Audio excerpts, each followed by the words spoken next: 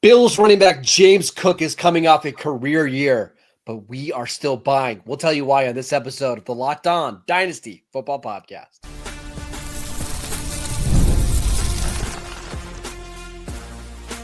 You are Locked On Dynasty Football, part of the Locked On Podcast Network.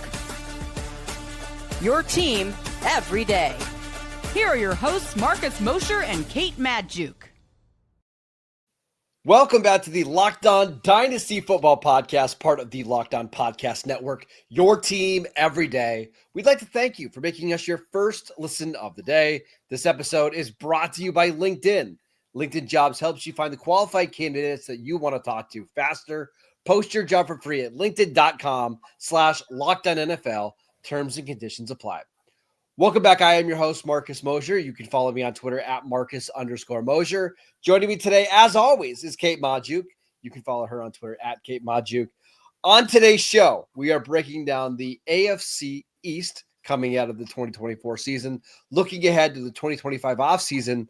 And Kate, let's start with some players that we want to buy. I'll go ahead and go first because I teased him at the top. James Cook, the Bills running back, is one of the few running backs that I want to buy this offseason. We're going to do these division by division previews over the next couple of weeks, and you're going to see a lot of running backs that we name as sells. James Cook is not one for me. What do you think about buying James Cook this offseason? James Cook is an interesting name, I think, in the dynasty market right now because, as you mentioned, coming off a career year, absolutely dominated. All of the concerns I think that we had about James Cook, one of them being in particular the question mark about like what is his upside as far as touchdown goes. Well, he answered that loud and clear in the touchdown department, led I believe all running backs in terms of scrimmage touchdowns this year. He took all of those concerns and put them at bay. Even the general question mark of like, does his play style match that of a physical, imposing being that is going to be able to play through contact and, play up the middle? Yes, absolutely he can. He answered all those questions and more, but he's not a player that, we see a ton of dynasty value gained this offseason. His value has been pretty stagnant, sitting right now RB9 after an incredible campaign. He's only 25 years old, playing with one of the best rushing quarterbacks in the NFL. Like, why didn't we see that huge leap from James Cook into, the RB5, RB6 conversation? He's just kind of been sitting there. Do you think it's partly because he scored so many touchdowns this year compared to the first couple of years of his career when he did not? Or do you think it's just people don't see him as the same talent level as some of the running backs ahead of him, like Saquon Barkley, Bijan Robinson, Jahmyr Gibbs, Jonathan Taylor? Like, do people just kind of have a disconnect when it comes to his actual talent compared to those guys? I think that's probably it. Maybe that perceived talent level. Also, again, like he's one of these running backs that I feel like even despite the touchdown production, 19 rushing touchdowns here, including the postseason. And I still think, there's probably some overall skepticism about whether or not he can continue to produce touchdowns at that rate. We know touchdowns can be kind of a fickle thing, but 4.9 yards per carry this year, 3.24 yards after contact per attempt. That is a career best by far.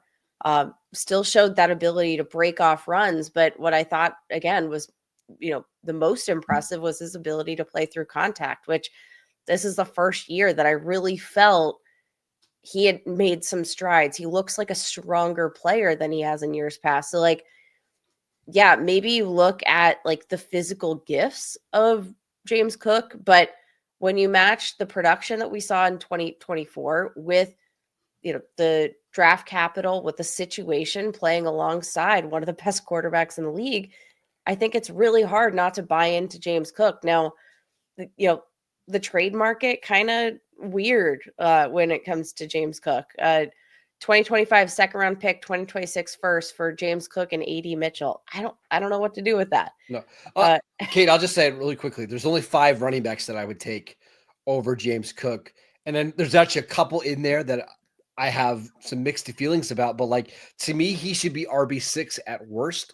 And that means in your startup drafts, like getting him end of the second round, top of the third round. Like that's where I'm completely okay buying him. Right now, you mentioned it, RB9 going at pick 45. I just think that's far too low. Yeah, I think that's absolutely the case. Now, I'm actually going to make the case for our second buy here in the Okay. AFC East for another Buffalo Bill. This is going to be kind of surprising because this player had one of the most disappointed campaigns in the 2024 season.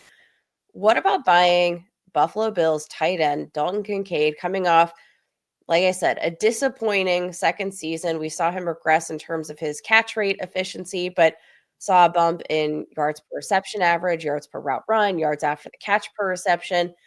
And what I think is impressive, I know like didn't stand out necessarily as a primary receiving option like we'd hoped, but what I do think is worth wondering is how much did some injuries that Dalton Kincaid was playing through in the 2024 season maybe contribute to that lack of consistent involvement in the offense here? Do you think that Wow. that has something to do with it? Not all, but I think he was too talented a player. He's got the first round draft capital. Sometimes we see tight ends take a little bit longer before they'll assume that sort of full-time role in the offense. I think that's especially the case if he's not fully healthy throughout the 2024 season, and he wasn't. Yeah, I struggle with Kincaid because I do think I've always believed in the talent. I do think the injuries probably contributed to his production Had a dropping. knee, had a Yeah, shoulder, like just yeah. was But banged up. I just wonder with Josh Allen and Joe Brady if the plan moving forward isn't just to have an offense that isn't overly reliant on one pass catcher, right? Where some weeks, hey, it's going to be Khalil Shakir and Keon Coleman moving forward. And then maybe some weeks it is Dalton Kincaid and Dawson Knox. For a tight end that you want to have as an every week starter, I just think there's going to be too many of these games of 2 for 19, 3 for 37, where you're just not getting the value there. But I believe in the talent. The price tag is cheaper than it's ever been. So if you want to buy low, I get it. And after Dalton Kincaid, there's not very many great options like a 35-year-old Travis Kelce who might not even play next year. Tucker Kraft, who goes in and out of the offense all the time. A Pat Fryermuth, a Kyle Pitts. Like it's really scary after Dalton Kincaid. I just don't know what you do here. Yeah, I think that's fair. Over the summer, when there was a lot of hype coming out of 2023 regarding Dalton Kincaid and the potential for him to, possibly lead this team in receiving yards, receptions, etc., he was being drafted somewhere around the fourth round. Right now, he's being drafted closer to like pick 75, 80. And I bet So that falls after the playoffs. absolutely, especially considering how big a moment he had Yeah. this key drop. I have to imagine, like, yeah, he's tight end 6 right now, which that hasn't his ranking and overall perceived value among tight ends hasn't changed that much. But his, I think, overall value in terms of like startup drafts in general, he has fallen several rounds. It wouldn't surprise me to see him take another fall here in the month to come. I'm just saying it's not a player that I think you necessarily have to buy high on anymore. I think a lot of people thought like, okay, year 2, that's going to be this big breakout, and it wasn't. And that's going to leave a sour taste in people's mouths. So I'm just I want to test that market. All right, let's talk about some players that we want to trade away this offseason from the AFC East. And the player that I'm going to mention couldn't be any clearer for me. We will get to that next. This episode is brought to you by LinkedIn. As a small business owner, your work doesn't end when the clock hits 5. Your business is always on your mind, which means when it's time to hire, you need a partner that works just as hard as you do. And that's where LinkedIn Jobs comes in. When you clock out, LinkedIn clocks in. LinkedIn makes it easy to post your job for free, share it with your network, and get qualified candidates all in one place. Here's how it works. LinkedIn's new job feature can help you write job descriptions and then quickly get your job in front of the right people with deep candidate insights. And here's a pro tip. Add the hashtag hiring frame to your profile picture to double your reach to qualified candidates. It's no wonder 72% of small businesses say LinkedIn has helped them find high quality hires.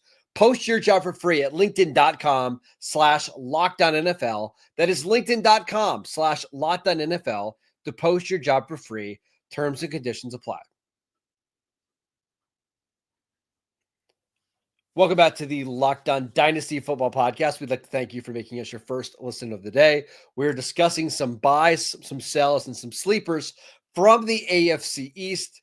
Okay, let's talk about the players that we are trading away this offseason. Who do you got? It should be no surprise that while we're buying players from the Buffalo Bills, a #good team, we might be looking to move on from a team that might be hitting the reset button. That's the New York Jets. So we've actually got 2 players here that we're selling from the New York Jets. Let's start with the guy with the highest value. We've got Breece Hall, who, we love as a running back, right? We love as a talent, but has not necessarily looked the same since his ACL injury. He's only 23 years old, but yet to top 1,000 rushing yards in his career. He's still being valued as RB4 overall.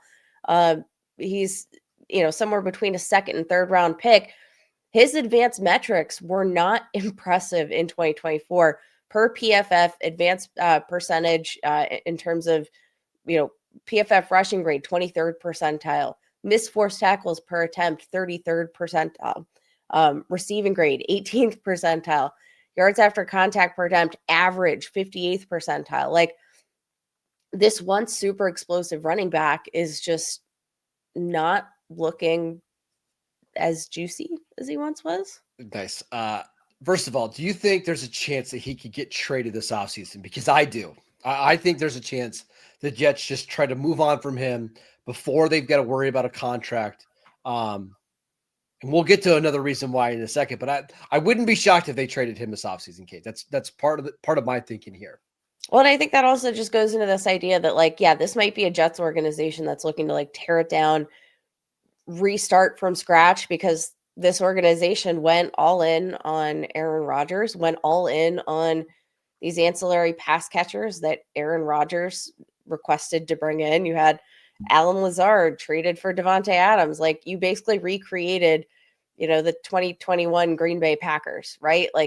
We need to move on into, I think, a different direction. Breece Hall, still a very young running back, a player that, I think theoretically you would want to restart your fresh start with. But given the fact that he is going to be up for a new contract soon, he's already had, a torn ACL that maybe hasn't, I don't know. It's kind of crazy because in his first game back, ripped off just an insane 80-something yard play. Yep. But he has not looked as explosive as he once did. I just think this is a regime that they just might want to say, you know what, I want a complete fresh start in this building, because the remnants of what was before, they weren't working. I'm going to read you a list of players who are currently being drafted behind Breece Hall, and you stop me when you would rather have Breece Hall than these guys, okay? Okay. I'm going to read them in order. Garrett Wilson, Ladd McConkey, Jackson Smith-Njigba, Trey McBride, Jonathan Taylor, T. Higgins, Saquon Barkley, Rashee Rice, Devontae Smith, Roma Dunze. Devontae Smith, I think is... That's so... Which I'm fine with. If you want to cut it off there. So you're talking about he's probably being overdrafted by about a full round right now. I do not understand at all why you'd want to spend a top of the second round pick in your startup drafts on Breece Hall. And if you can trade him for any one of those players straight up, I think you do that in a heartbeat. I think this just goes back to our philosophy. Like you said, segment 1, in these divisional previews or divisional reviews, we're going to probably name a lot of running backs that you're going to want to move on from sooner rather than later. I think that this is just kind of one of those situations where I'm not sure the future of Breece Hall. I know I like the player, but the situation has been less than ideal pretty much across the board since he entered the league. I just think for a player being drafted as highly as he is, I have no clarity on what's next for Breece Hall. And that gives me a lot of points of hesitation if I'm the Breece Hall manager, to have a player that I'm putting that much stock in to have that many question marks. Yeah. Who else do you have as somebody that you are selling from this division? This is more of a sell low candidate here, Sure. but I think you need to trade away Davante Adams while we can. Like I said, there's so many question marks about this New York Jets offense, but Davante Adams, he's 32. He'll turn 33 this season. We've started to see sometime, around the league, some players that maybe we kind of thought were impervious to the aging process. DeAndre Hopkins, who, I thought moving on from the Titans might find some kind of spark in Kansas City, but also 32 years old, saw him slow down a bit this year. Davante Adams, I think, is in a position where we need to move on while we can. Dating back to 2010, there have been 6 wide receivers at age 32 or higher to score 200 or more fantasy points. And that's like, wide receiver, low end wide receiver 1, high end wide receiver 2 numbers. I mean, they're all fantastic wide receivers. Larry Fitzgerald, Andre Johnson, Reggie Wayne, Steve Smith, Julian Edelman, and Anquan Bolden. That's a great list. Would I be surprised if, Davante Adams has one more in him? No. He had a fine season when we look at the advanced metrics here in 2024. But I still don't necessarily know that this is something that we're going to be able to count on long term. I mean, receiving grade 35th percentile per PFF, separation percentage 42nd or 41st percentile per PFF, drop rate 19th percentile per PFF. Some of the other efficiency metrics still there, but like I don't think it's going to get better for Davante Adams here on out, right? Probably not. Now, I do think the Jets are either going to trade him or cut him. They're not going to keep him on his current deal. It also doesn't make sense to bring him back, given that they're not really ready to compete. So I guess the question you're asking is there a chance that he could go to a team with a really good quarterback and recapture some of that value? I guess, but like I said, you mentioned DeAndre Hopkins. Now, I know he's dealing with a knee injury. He went to Kansas City, was a good receiver, not somebody that was fantasy relevant, right? Even someone like Tyreek Hill this year, who's in his 30s, struggled to become a real difference maker. I just have a hard time believing that Davante is suddenly going to go to some team that's going to make him a 1,400-yard receiver again, because most of these good quarterbacks, Kate, they either already have their receivers or they're so good that they don't have to force feed one receiver a bunch of targets like Josh Allen, like Patrick Mahomes. So I think the situations are pretty limited in where he could go and gain value. The only question is it worth trading him if you're only getting wide receiver 40 prices? I don't know, but I think I would be open to try to flip him for somebody that I like in a similar range. Like you mentioned the price tag right now. Would you trade him for Khalil Shakir straight up? Yes, absolutely. Would you trade him for Keon Coleman straight up? Yes, absolutely. Would you trade him for Rashad Bateman? See, that's where I probably would rather just keep Davante. I'll take Rashad Bateman. I'll take Juwan Jennings. I'll take even Calvin Ridley, to be honest. Like I think there are a lot of like speculative ads in that range where, players are being similarly valued. That's in like that, wide receiver 40 to 50 range. There's a lot of names that are either kind of on the older side that maybe will have some shorter term value or speculative, players with maybe some value, right? Like everybody in that range has question marks, but I'll just err on the younger side of that equation and look to improve my team while I can. I just don't think okay, so maybe he returns wide receiver 2, wide receiver 3 value in 2024. Great. I could probably get that elsewhere. And at least reap some of the name value, which I think is the most important part for Davante Adams right now. Because like you said, I just don't see any circumstance like Davante Adams is going to be chasing a ring, right? Yeah. He's not going to go to a rebuilding New England Patriots where, maybe he's going to be the target hog, but and that's going to boost his volume, boost his fantasy production.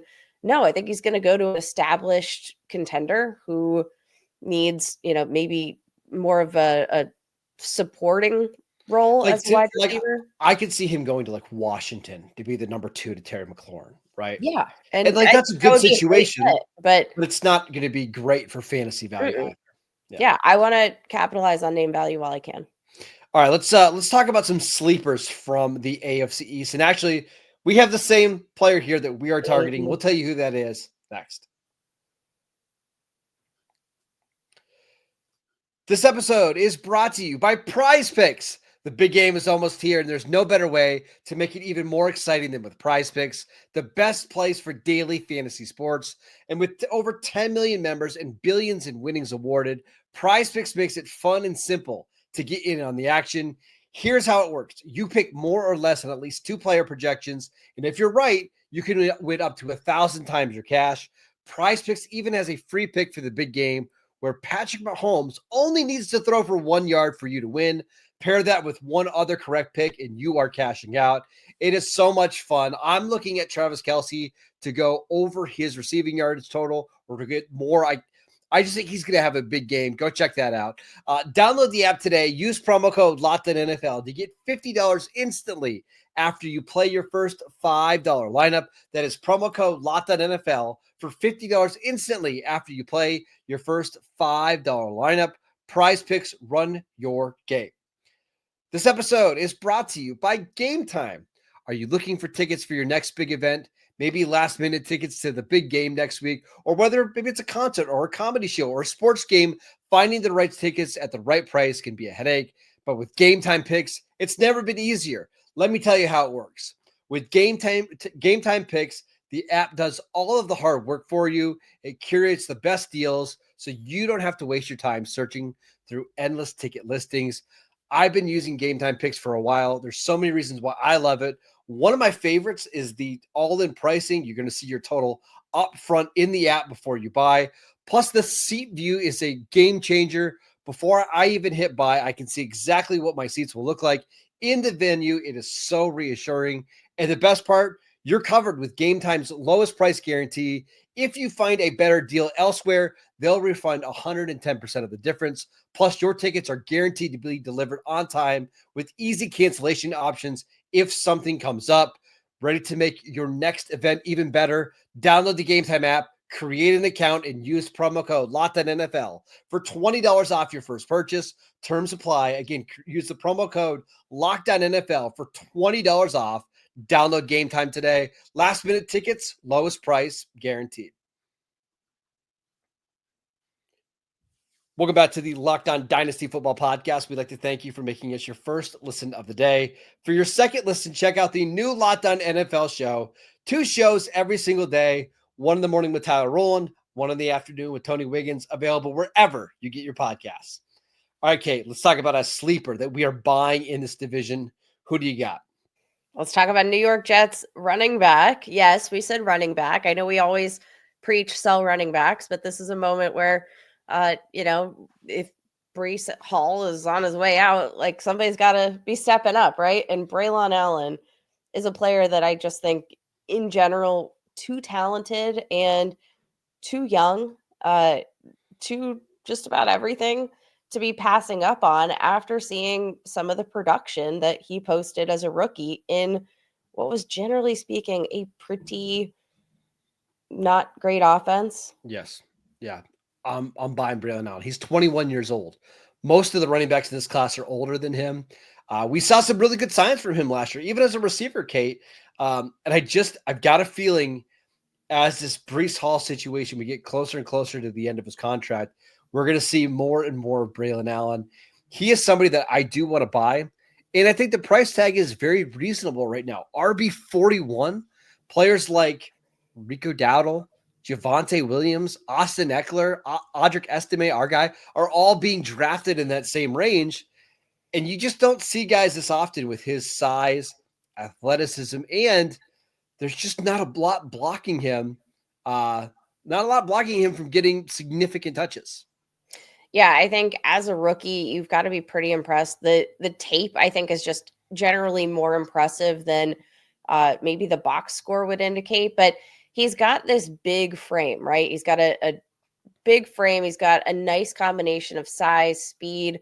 He's got a lot of experience despite being the youngest running back in his draft class. Became a starter pretty much out of the gate there at Wisconsin, which I think is a pretty impressive role to take on and become immediately productive because of the size and build that he was able to pack on at such a young age. Like, I could just picture this guy being a prototypical power back that's going to be able to handle a pretty substantial workload here at the next level. And unlike a Breece Hall, in the middle of this, what we're projecting to be a rebuild, like, there's no incentive really to move on from Braelon Allen. He's only entering his second contract. He's so young. Like, he's not a guy you're going to have to extend, and have those conversations as quickly as a Breece Hall. Like, I think you ride the Braelon Allen train, fix all of the other problems on your roster. And in the meantime, he's probably going to get a pretty healthy workload, I'd anticipate, over the next 2 seasons. All right, Kate. So what would you trade for Braelon Allen? Because right now, the most common trade that we're seeing on Dynasty League football is like a 2025 third round pick. And remember, this is a really good running back class. So first of all, what would you trade? And number two, when should you trade for him? Should you trade for him now? Or should we wait until after the draft once we get some of the more of these running backs in better situations to drop his value down a little bit? Here's the thing about, our draft picks. They're going to become, I think, worth a lot more the closer we get to the draft and people start getting a little bit more excited about this running back class. So I think, I do think a third round pick feels pretty fair, but I almost want to do it now before people can start assigning, names to players in that range. Now, again, not a great wide receiver class, not a great quarterback class. So, like, I think we have to anticipate that there's going to be a lot of running backs off the board fairly early in our rookie drafts, right? Like, so if I'm hanging around in the third round, most of the running backs worth rostering are off the board. Like, if I could get Braelon Allen in the third round of my rookie draft this year, I'd probably be pretty happy with that.